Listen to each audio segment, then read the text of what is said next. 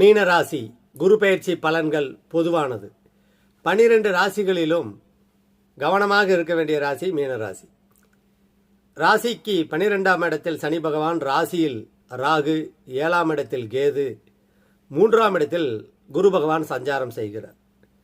இவர்கள் தங்களுடைய உடல் நலனில் மிகுந்த கவனத்தை எடுத்துக்கொள்ள வேண்டும்.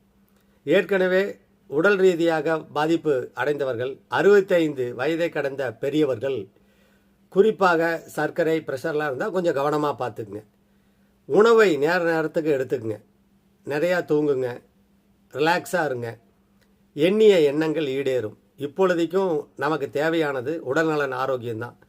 குழந்தைகள் கல்யாணம் ஆகலை அல்லது வேறு விதமான கவலைகள் இருந்தால் கவலைகளின் வங்கியாக உங்களுடைய மனதை மாற்றி விடாதீர்கள்.